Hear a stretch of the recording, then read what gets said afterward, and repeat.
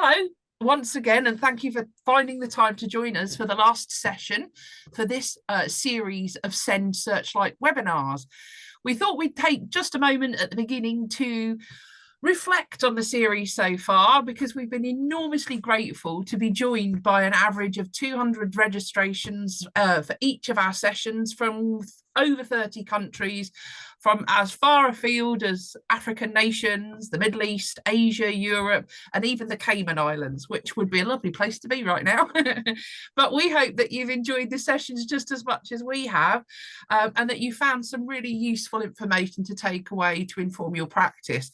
Before we get started, a quick reminder on the housekeeping.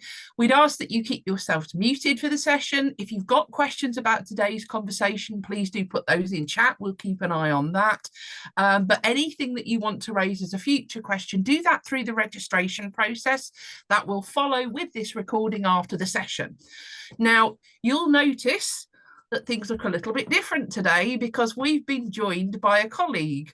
And this month it's going to be a bit different because across the past few months, we've had a series of questions that broadly relate to how best to interpret data effectively. And so we're really pleased to be joined by our colleague, Rachel O'Neill, who is the Assessment Insights Manager. She'll tell you a bit more about that in just a second, who in partnership with Polly, who herself is part of that Assessment Insights team, are going to take us on a kind of behind the scenes tour of one of the data consultations that are available to you to help you with that process. So before I hand over to both of these lovely ladies, I thought it might be helpful to quite quickly frame when and how you might call upon the support of this team to maximise the impact of their wisdom and experience. So if I put myself back into kind of Senko mode or inclusion lead mode, whichever terminology is appropriate to you, and as you've heard us speak about across all of our previous episodes, context is central to the process of understanding need and of identification of strengths and challenges. And as we build that picture of need by gathering evidence to define a learner's strengths and challenges with greater accuracy, it's important that we think about that when we're looking at our data, isn't it? So despite, and I'm going to say, their years of experience and wisdom, the team cannot possibly understand that about your setting and about your learners specifically. Only you guys can bring that wisdom and knowledge to those discussions. As with any conversation about data, though, if you are going into one of those discussions, we'd encourage you, whether that's internally with your colleagues around a table with all of those data pieces of information, or in one of these consultations, to bring as much information and an open mind to the process. The Assessment Insights team will guide you through data for a learner or two and will help you to consider where next for those learners, highlighting their apparent strengths and challenges in keeping with the results from a specific focused assessment conversation. They'll ask questions to prompt your thinking and determine what those appropriate next step actions might be. But it wouldn't be our place to tell you what those should be. We can help you consider the possibilities, and then you can think about those in the context of your setting. Before you book your data consultation appointment, we do have lots of resources that are available to help you. So if I briefly share my screen, I want to just take a moment to remind you of some of those. So here I am in the support site, and I've come into the training and assessment insights section. And I know that Polly and Rachel will be talking about where you can book the data consultation. But I wanted to point out a couple of really helpful resources. We've spoken lots across the last few sessions about the Send training resources that are available here. There are several videos specific to different screener assessments that actually guide you through not just the administration, but the way in which you can look at those reports and interpret some of that early data. The other thing I would draw your attention to are the data spotlight videos. If you're coming into a data consultation, it's really helpful for you to understand some of those key metrics that the colleagues and the teams will be talking about. And these quick 1 and 2 minute long videos can be a really great place to do that. So Just before I hand over to Rachel and to Polly, it is worth noting that these consultation sessions are best targeted when you're thinking about screeners specifically to individual students' results.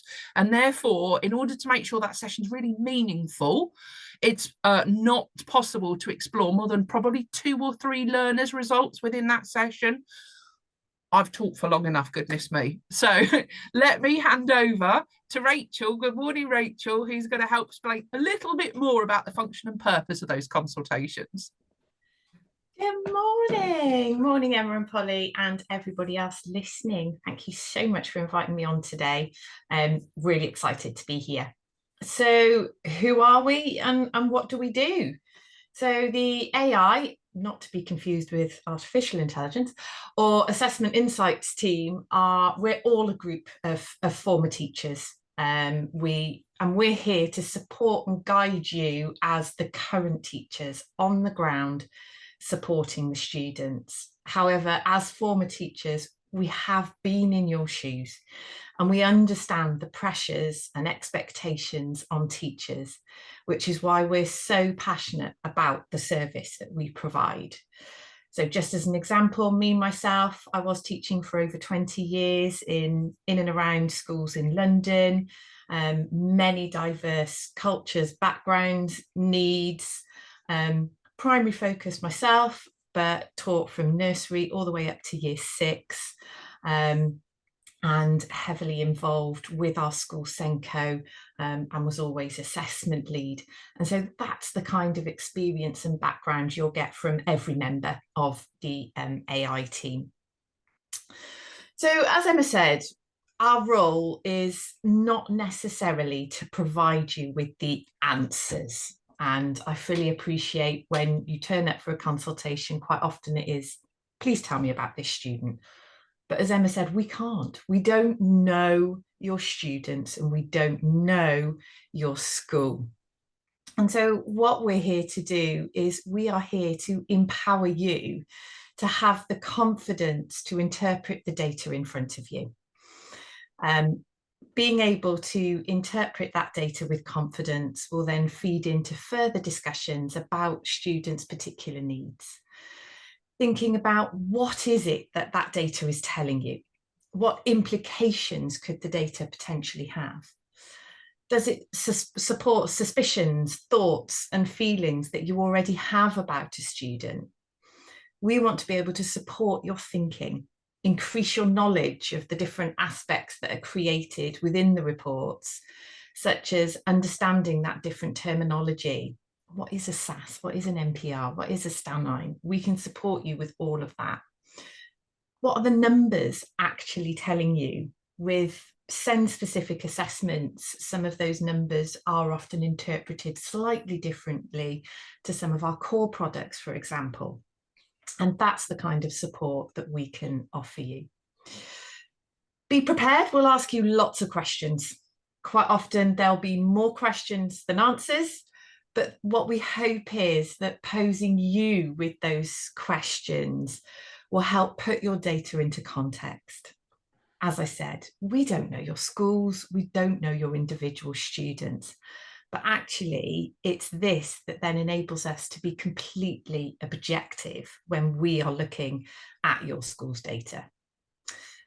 Over my 3 years so far with GL, I've met with many teachers, support assistants, Senkos through the data consultations.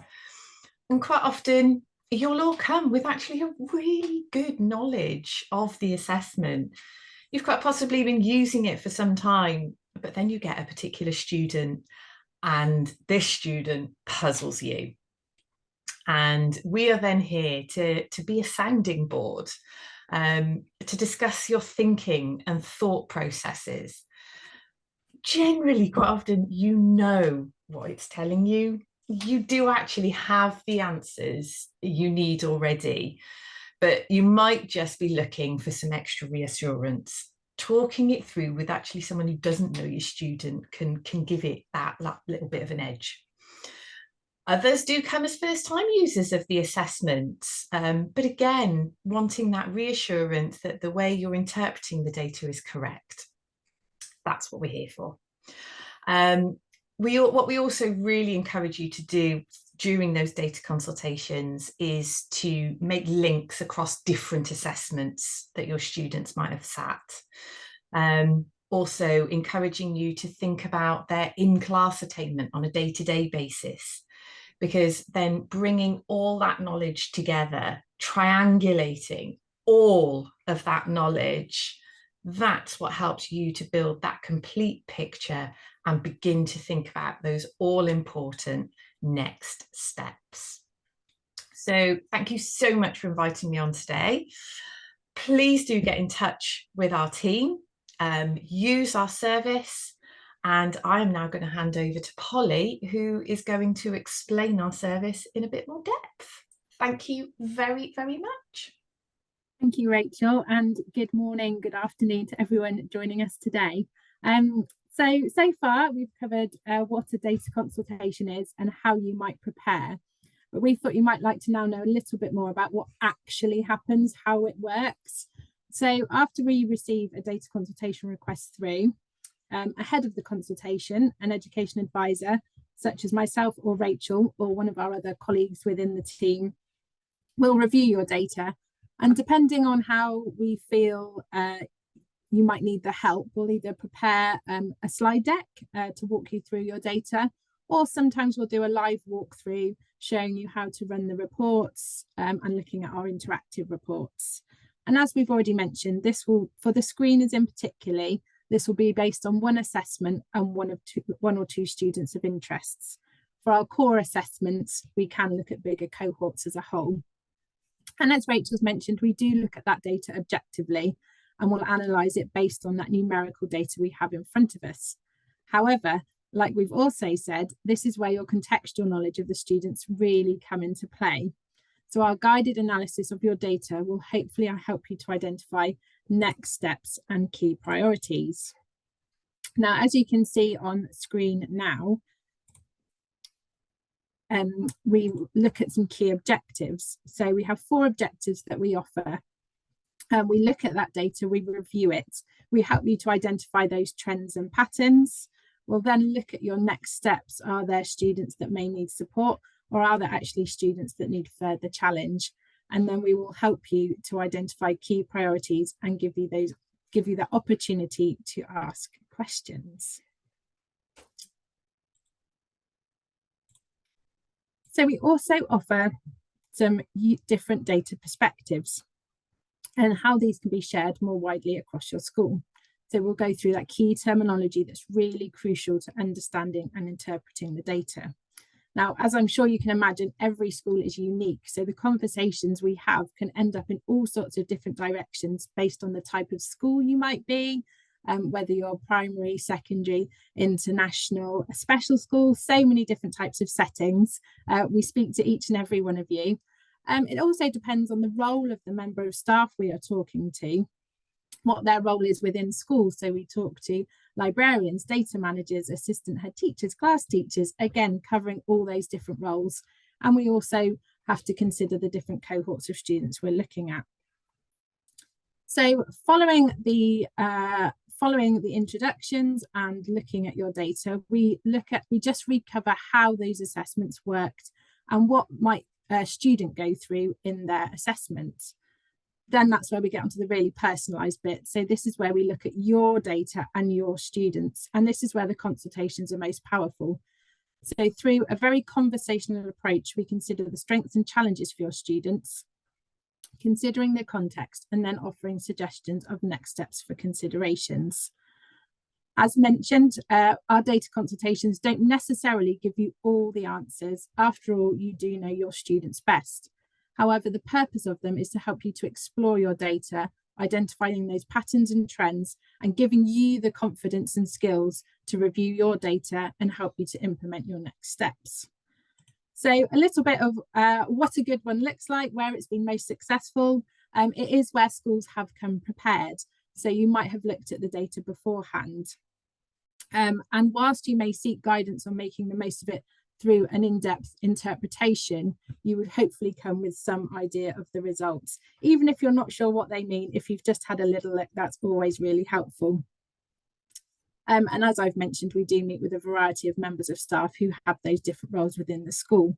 However, it's really helpful to have someone in the consultation who does know the children or the child that we're talking about, so that we can make those contextual links. And finally, we love questions and having conversations with you, finding out about your school, how you use your assessment, your experience of your assessments. So our consultations are designed to be conversational, giving you the opportunity to ask questions and talk to us on a very personal level. So if you are interested in speaking with us, please do head to our support site, so the screen that Emma shared earlier. And on that particular page, just a bit towards the bottom, you will find a link to book one of our data consultations. Now, before I hand back over to Emma, I would firstly just like to thank Rachel for joining us today. It's great to have someone else's insight and expertise on our webinar today. But I'll now move on to our illuminations, where each month we provide those suggestions on next steps that might be helpful to you on your journey of maximising your support offer to your students. So today I'm going to summarise our support offer in terms of how you can get the most out of your data. So first, head towards that support site and have a look at the training videos. There are so many, so there's pre and post testing essentials for our core products, and as well as our whole mini series for our SEND products, which we do mention a lot. So please do have a look at those. And as Emma mentioned, don't forget those data spotlights too. They'll really help you to get to grips with that key terminology that's found within our reports. Then next, have a look at your data. So you may have had a look at it already, but hopefully having looked at those training videos, you are now equipped with a different perspective and maybe different lenses to look at it in a different way. So review your data, triangulate it with other assessments, and perhaps most importantly, contextualize it. And then if you would like some further insights into your data, please do book a consultation. We would love to see you. So that's it from me this month. If you are going to be taking a break over the summer, if you are in that final summer term, we wish you a very restful and relaxing time and hope to see you again in September. Back to you, Emma. Thank you very much to Polly and to Rachel for helping explain the value that you can get from the, excuse me, from the Assessment Insights team and their data consultations. As has been said, there is that wealth of information. Rachel's very kindly popped the link in there to help you to sign up should you wish to talk to one of the colleagues for a data consultation. And a little earlier in the session, I put a link in to those resources that I was sharing in the Training and Assessment Insights section of the support site.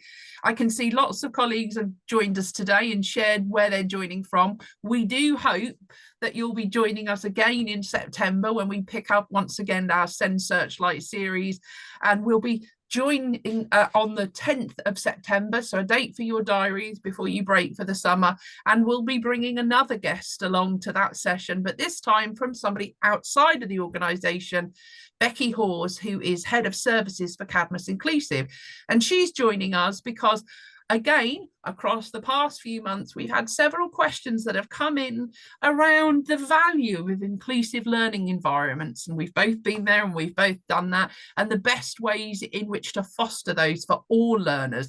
And Becky's going to join us in a conversation around that then. Just before we go, do keep those questions coming in through the registration. That's what shapes our sessions, but also what helps to shape our sessions are your active contributions towards feedback. So if you do have your phone to hand and can take a moment to scan the QR code and share some feedback with us, we would really appreciate that, because it's what's helping us to inform the way that we support you guys into the future.